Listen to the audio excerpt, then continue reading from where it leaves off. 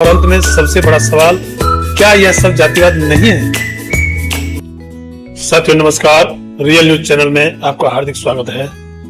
आज का यह वीडियो भारत की मौजूदा सामाजिक और राजनीतिक व्यवस्था का एक बहुत बड़ा सच सामने लाने वाला है। एक ऐसा सच जिसे मेन स्ट्रीम मीडिया छिपाने की कोशिश कर रहा है और पहले से ही लगातार करता आ रहा है।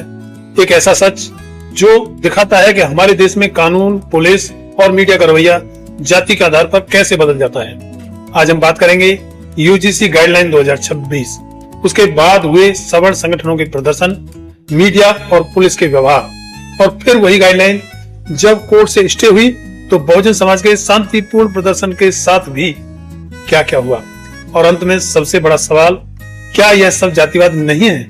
इस पूरे मुद्दे को आज हम तथ्यों के साथ, घटनाओं के क्रम के साथ और उदाहरणों के साथ समझेंगे। सबसे पहले समझते हैं कि आखिर यह विवाद शुरू कहां से हुआ। 13 जनवरी 2026 को यूजीसी ने एक नई गाइडलाइन जारी की।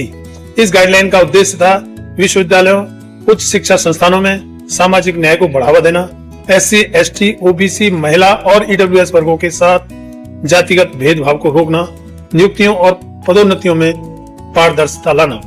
यह गाइडलाइन भारतीय संविधान के अनुच्छेद 15(4), 16(4) और अनुच्छेद 46 के अनुसार थी, जिनमें वंचित वर्गों के लिए विशेष प्रावधान दिए गए हैं। सरकार और यूजीसी का तर्क था कि सदियों से जिन वर्गों को शिक्षा और अवसरों से दूर रखा गया, उन्हें बराबरी पर लाने के लिए यह कदम जरूरी है। लेकिन जैसे ही यह गाइडलाइन जारी हुई, सवर्ण संगठनों ने इसका कड़ा विरोध शुरू कर दिया। 13 जनवरी के बाद देश में कई शहरों में बड़े बड़े प्रदर्शन हुए और हर जगह एक ही तरह की तस्वीरें दिखी। धरना, जुलूस, नारेबाजी, सरकार के खिलाफ प्रदर्शन, और यह सब लोकतंत्र में बिल्कुल सामान्य बात है। लेकिन यहाँ जो असामान्य था वह था प्रदर्शन का तरीका।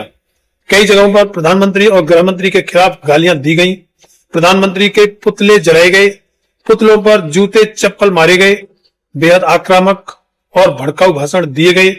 यह सब कुछ कैमरों के सामने हुआ। मीडिया का रवैया उस समय आपने देखा होगा, लगभग हर न्यूज चैनल ने इन प्रदर्शनों को लगातार दिखाया। डिबेट शो चलाए, सवर्ण संगठनों के नेताओं को प्राइम टाइम दिया गया। इसे जन आक्रोश का नाम दिया गया। मीडिया ने इसे ऐसे पेश किया जैसे देश का बहुसंख्यक वर्ग अपने अधिकारों के लिए लड़ रहा हो। अब सबसे अहम सवाल, इन प्रदर्शनों के दौरान पुलिस ने क्या किया? तथ्य यह बताते हैं कि कहीं भी लाठीचार्ज नहीं हुआ, कहीं भी बड़े पैमाने पर गिरफ्तारियां नहीं हुई, प्रदर्शनकारियों को खुली छूट दी गई, सड़कें जाम हुई, लेकिन कहीं कोई कार्रवाई नहीं हुई।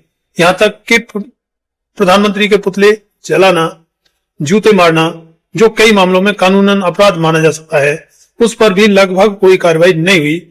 यानी कि सवर्ण प्रदर्शनकारियों के लिए व्यवस्था बेहद नरम रही। कुछ दिनों बाद इन गाइडलाइंस को सुप्रीम कोर्ट में चुनौती दी गई और अदालत ने बिना दूसरे पक्ष को सुने अगली सुनवाई तक इन गाइडलाइंस पर स्टे लगा दिया। इसके बाद स्वाभाविक रूप से SC, ST, OBC, महिला और अन्य बहुजन संगठनों में नाराजगी फैल गई। उन्होंने कहा, यह गाइडलाइन हमारे संवैधानिक अधिकारों से जुड़ी थी और इन्हें एक तरफा रोक देना हमारे साथ अन्याय है। इसके बाद बहुजन समाज के लोगों ने भी देश के कई हिस्सों में प्रदर्शन शुरू किए, लेकिन इन प्रदर्शनों की खास बात यह थी कि ये पूरी तरह शांतिपूर्ण थे। कहीं हिंसा नहीं हुई, कहीं पुतले नहीं जलाए गए, न गालियां दी गई, न भड़काऊ भाषण, सिर्फ संवैधानिक तरीके से अपनी बात रखी गई। लेकिन जैसे ही बहुजन समाज सड़कों पर आया, अचानक सब कुछ बदल गया। पुलिस का रवैया, कई जगह प्रदर्शन रोक दिए गए, धारा 144 लगा दी गई, प्रदर्शनकारियों को हिरासत में लिया गया, परमिशन रद्द की गई। जो पुलिस सवर्ण प्रदर्शनों के समय चुप थी, वही पुलिस बहुजनों के सामने सख्त हो गई। मीडिया का रवैया, और सबसे चौंकाने वाला था मीडिया का व्यवहार। इन प्रदर्शनों को बहुत कम दिखाया गया, डिबेट शो नहीं चलाए गए, बहुजन नेताओं को प्लेटफॉर्म नहीं मिला, कई चैनलों ने तो पूरी तरह बाइकआउट कर दिया। अब सबसे बड़ा सवाल, जब एक ही मुद्दे पर एक वर्ग प्रदर्शन करे तो लोकतंत्र की आवाज, और दूसरा वर्ग करे तो कानून व्यवस्था की समस्या।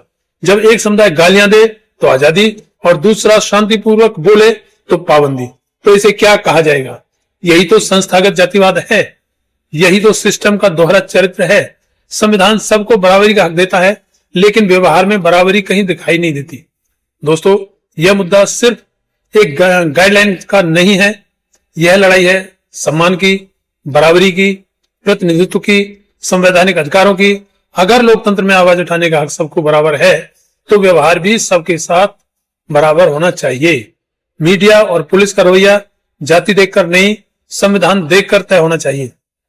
अगर आपको यह वीडियो सच्चाई पर आधारित लगा हो तो वीडियो को लाइक करें, शेयर करें, चैनल को सब्सक्राइब जरूर करें। धन्यवाद। जय भीम, जय भारत।